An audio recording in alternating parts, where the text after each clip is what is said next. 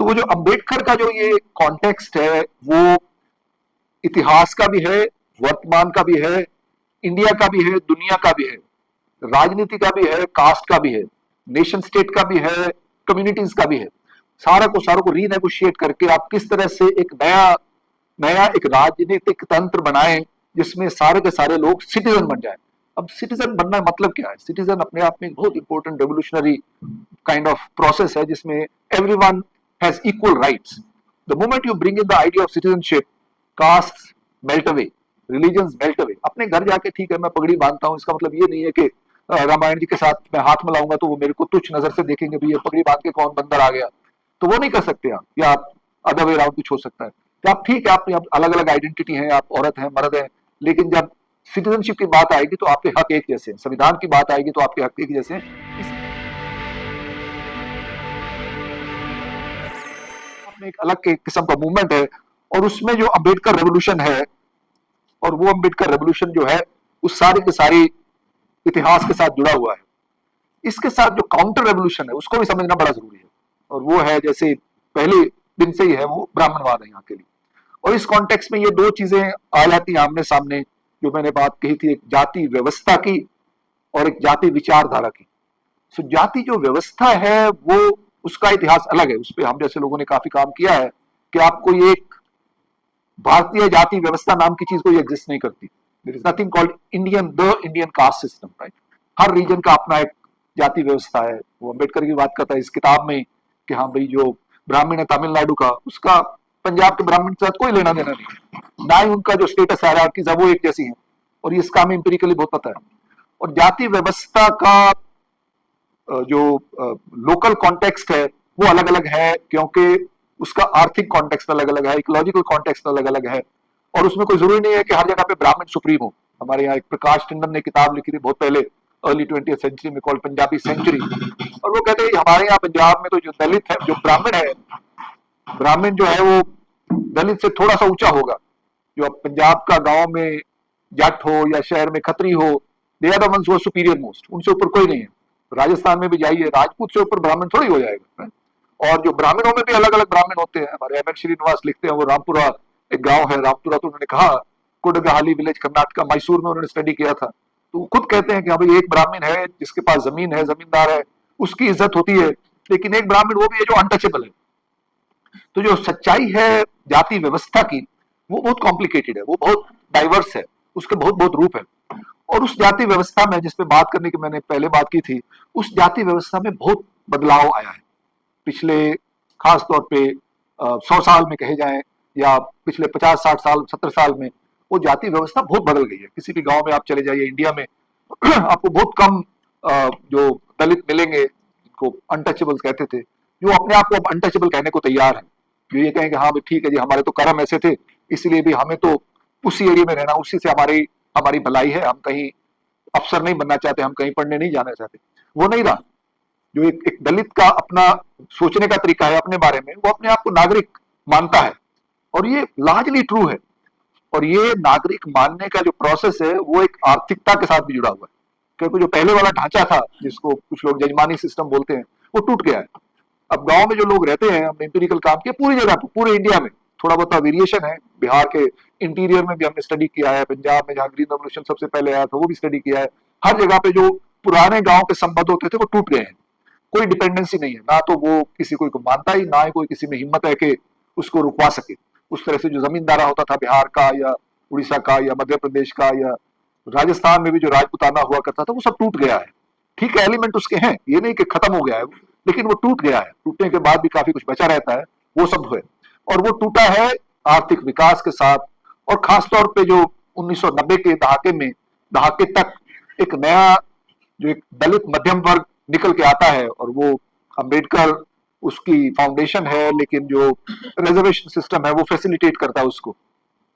और जो दलित मध्यम वर्ग की आवाज निकल के आती है वो है काशीराम। और वो दलित मध्यम वर्ग के साथ पूरा का पूरा जो उसका एक नैरेटिवाइजेशन है, जिस तरह से जाति की बात की जाएगी वो भी बदल जाता है। एक जाति पहले होती थी कि हमें जाति सिस्टम क्या है, तो उसके लिए आप ब्राह्मण जाके बताएगा कि जाति व्यवस्था यही है। लेकिन 1990 के बाद अगर आपको जाति को, सारी दुनिया में अगर जाति को समझना है, तो उसके लिए आपको दलित ऑटोबायोग्राफी समझनी पड़ेगी। तो ये जो सिटीजनशिप वाला नैरेटिव है ये 1990 में आता है। तो ये बहुत सिग्निफिकेंट चेंज है। ये जैसे हम कह रहे थे उसी क्रांति का अनफोल्डिंग है। उस क्रांति के अनफोल्डिंग में रिलेशनशिप्स काफी चेंज हो जाते हैं, और रिलेशनशिप्स के चेंज के प्रोसेस में अपने आप एक डेमोक्रेटाइजेशन भी आता है। अभी हम पंजाब में एक स्टडी कर रहे हैं, गांव में, संगरूर के पास एक गांव है, उससे पहले मैंने हरियाणा भी काम किया है, बिहार में भी स्टडी किया है, हिमाचल में भी स्टडी किया है। हिमाचल में भी कास्ट बहुत स्टिकी है, लेकिन बिहार और पंजाब और हरियाणा और साउथ इंडिया की बहुत सारी स्टडीज मैंने पढ़ी हैं। उसमें यह है कि जो गांव का जो ढांचा है उसमें खास तौर पे जो राजनीतिक ढांचा है, प्रजातंत्र जिसको बोलते हैं, हम उसको ज्यादा सिग्निफिकेंस नहीं देते, लेकिन रिजर्वेशन में बहुत क्रांति लाई है। अगर आपको सरपंच बनना है गांव का, अगर जो डोमिनेंट कास्ट है, जो पावरफुल कास्ट है, अगर उनको पावर में रहना है तो उसके लिए उसको दलित को अकोमोडेट करना बड़ा जरूरी हो जाता है, क्योंकि उनके अपने जो रिश्तेदार है वो तो बहुत सारे गांवों से छोड़ के शहर चले गए। अब वोटर कौन है गांव में? वोटर मिलेगा आपको दलित मिलेगा या ओबीसी मिलेगा। बहुत सारे गांव इंडिया में अब ऐसे हैं, वो कम से कम भी 10, 15, 20, 25% होंगे जहां पे सो कॉल्ड अपर कास्ट रहे ही नहीं, है ही नहीं, अब कोई भी नहीं है, सब छोड़ के चले गए। बहुत सारे गांव है जहां पे सिर्फ दलित और ओबीसी रहते हैं। सिग्निफिकेंट उस तरह का सर्वे हुआ नहीं है, लेकिन अगर किया जाए तो बहुत सारे। तो इसलिए ये बहुत जरूरी हो गया है कि लोग आपस में एक दूसरे के साथ बात करें, उसके घर भी जाएगा, वो उसके घर भी जाएगा। अब एट्रोसिटीज भी होती है, कास्ट वायलेंस भी होती है, लेकिन कास्ट नेगोशिएशन, कास्ट अकोमोडेशन जिसको बोलते हैं, वो भी बहुत होता है। तो जाति व्यवस्था के लेवल पे बहुत सिग्निफिकेंट डेमोक्रेटाइजेशन हो गया है इंडिया में। वो जो अंबेडकर रेवोल्यूशन जो है वो कहीं ना कहीं से ट्रांसलेट सच्चाई में हो रहा है।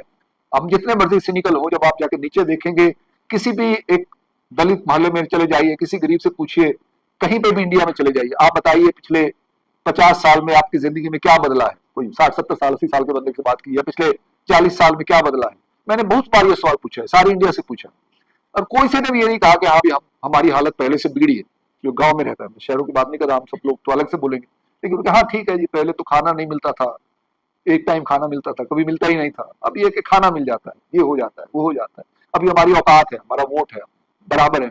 बहुत सारी चीजों पे लेवल पे वो एक जो क्रांति है वो ट्रांसलेशन हो चुका है।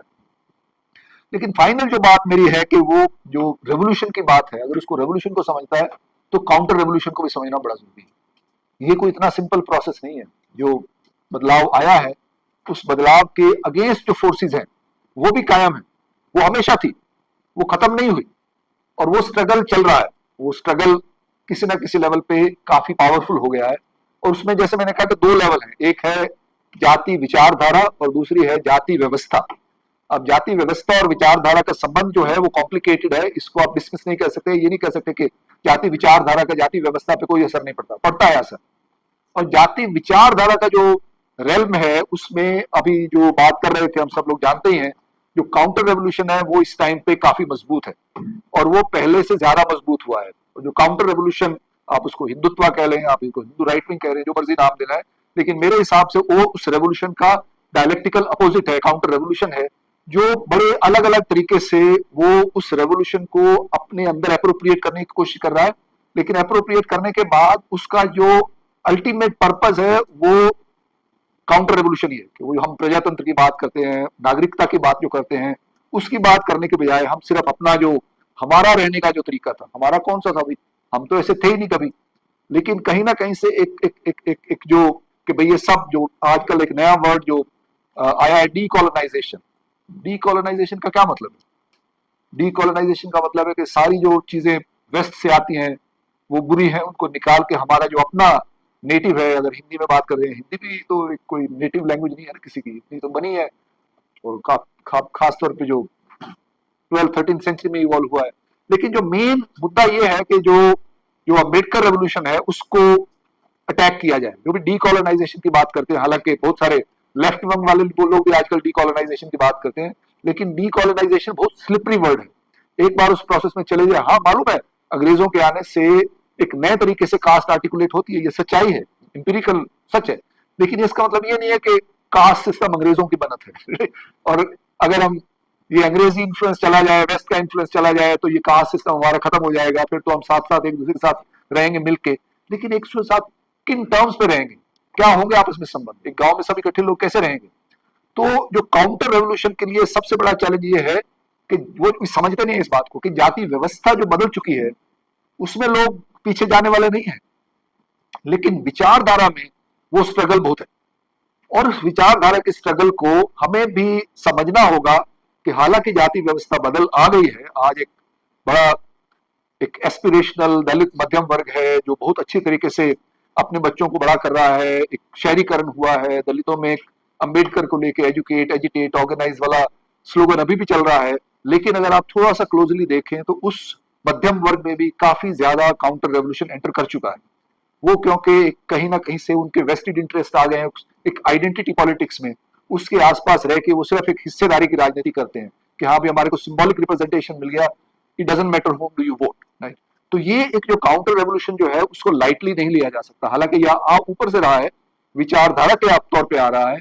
दोनों चीजें हैं, एक तो ये है कि इसको ज्यादा डरने की भी जरूरत नहीं है, क्योंकि जो जब जब व्यवस्था के लेवल पे आएगा तो लोग रिएक्ट करेंगे और ऑलरेडी रिएक्ट कर रहे हैं।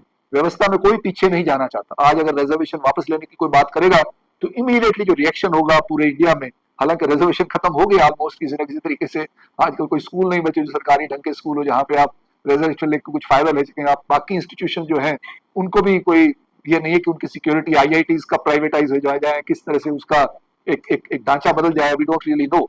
लेकिन कहीं ना कहीं से वो जो जो व्यवस्था का परिवर्तन है, अगर उसको वो राइट विंग अकोमोडेट करने की कोशिश करता है तो उनको मालूम है कि रिएक्शन बहुत स्ट्रांग होगा, और उस रिएक्शन के चक्कर में वो अभी किसी ना किसी तरीके से उसके साथ नेगोशिएट करने की कोशिश कर रहे हैं।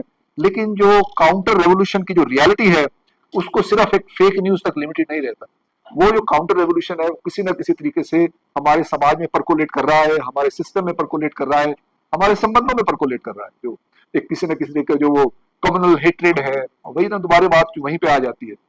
बुद्धा ने कहा था कि biggest crime among the biggest crime hatred is one of the most serious crime. Hate करना किसी को एक सबसे बड़ा क्रिमिनल एक्टिविटी है, and the biggest Joy is the Joy of freedom.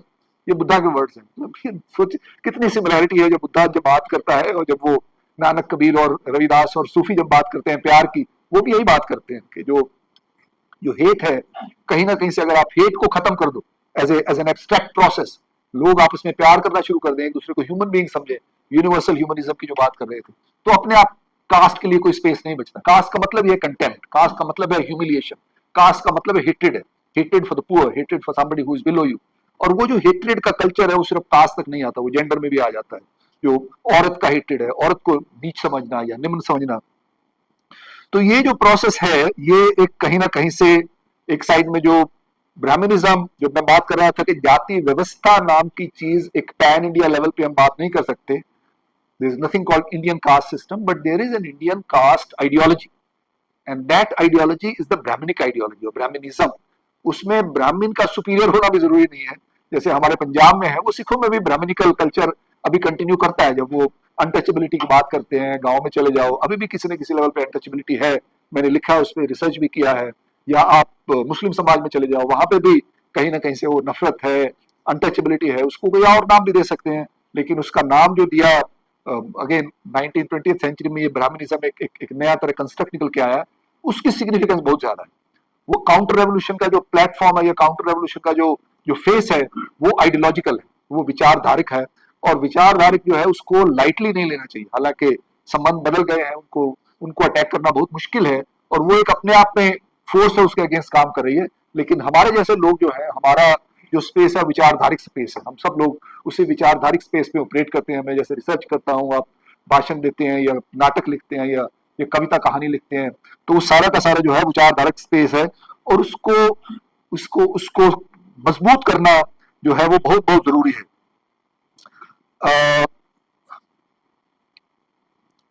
Final final जो बात मेरी ये है कि एक तो डेमोक्रेटाइजेशन की बात हो रही थी, जो मैं बात कर रहा था कि क्रांति का मतलब ये नहीं है कि हमने राज बदल दिया, कोई नया पार्टी आ गई पावर में। जो अंबेडकर भी एनिलेशन कास्ट में जब बात करते हैं डेमोक्रेसी, डेमोक्रेसी का मतलब ये नहीं है कि हमें इलेक्शन में पार्टिसिपेट किया करने दिया जाता है, हम सरकार चुनते हैं। Democracy is a relationship, democracy एक संबंध है, डेमोक्रेसी कहीं ना कहीं से हमारा एक विचार है, डेमोक्रेसी एक सोचने का तरीका है, एक इमोशन है, किसी ना किस तरह से आप रिलेट करते हैं, एक औरत को आप किस तरह से कंफर्टेबल फील कराते हैं, अनकंफर्टेबल फील कराते हैं, ये हर जगह पे हर मोमेंट पे एक बच्चे के साथ आप कैसे रिलेट करते हैं, वो डेमोक्रेटिक स्पिरिट जो है उसको कैसे कल्टीवेट करें। उसमें एक तो प्यार चीज है, संबंध है, बराबरी है, गैर बराबरी है, फ्रेटर्निटी की जो बात करते हैं, ये सब चीजें जो इक्वालिटी का क्या मतलब है? इक्वालिटी का मतलब ये नहीं कि जैसे आजकल हमारे को इकोनॉमिस्ट बताते हैं वो इक्वालिटी नहीं है, वो तो डिस्पैरिटी और पैरिटी की बात करते हैं। इक्वालिटी का मतलब है कैसे आप ह्यूमन समझते हैं दूसरे बंदे को। तो इसलिए जो बात ह्यूमन वाली है, उसके लिए ये हो जाता है कि फाइनल पॉइंट जो है, जब अम्बेडकर ने बात की थी, किताब लिखा था, तो उसने वर्ड जो यूज किया annihilation. This is very very critical, और this is the reason why हम रिलेशनली कहीं ना कहीं से जो एंटी कास्ट मूवमेंट थे वो ट्रैप हो गए हैं, और वो ट्रैप हो गए हैं आइडेंटिटी पॉलिटिक्स में, कि हाँ भाई हमारी जो आइडेंटिटी है, हमारा जो समाज है, उस समाज को अगर हम मजबूत कर लेंगे तो हम थोड़ा मोबिलिटी आ जाएगी। ये सच्चाई है। जैसे रविदासी है, रविदासी अगर अपनी अलग से रविदासी सभा बना लेते हैं तो उनका एक सपोर्ट सिस्टम बन जाता है। या महार है, महारों ने काफी सारे एसोसिएशन बना रखे हैं और उससे बहुत फायदा हुआ है। महार कम्युनिटी के जो वीकेस्ट लोग थे उनको सपोर्ट भी मिलती है, कहीं ना कहीं से पास जा सकते हैं। लेकिन ये आइडेंटिटी पॉलिटिक्स का ये है कि इसको आपको यहाँ तक ले जाएगा और फिर उसी सर्कल में आपको घुमाता रहेगा। आप दुनिया को अपना नहीं कह सकते। Ambedkar was not a nationalist. Right? Ambedkar hated the idea of nationalism. Right? Ambedkar was not a Mahar. Ambedkar hated the idea of belonging to a particular jati or caste. Ambedkar was a human being. Right? That's why he went back to Buddhism. Buddhism gives you the possibility of being part of the global. जो fraternity की बात करते हैं, बंधुत्व की बात करते हैं, वो बंधुत्व का मतलब ये है कि वो कोई भी नेशनैलिटी हो, कोई भी रेस हो, कोई भी जेंडर हो, कोई भी कास्ट हो, as human beings, how do we come together? And Ambedkar is not the first person to say it in this area, and he is not the last person. और ये हमारे लिए आज चैलेंज ये है कि 1936 तक जब इस सभागृह में हम मिले तो हम कास्ट की बात ना करें, किसी और चीज की बात करें, कि कास्ट इररिलेवेंट हो जाए। हम आइडेंटिटीज की बात ना करें, हम इंसानियत की बात करें। Thank you very much.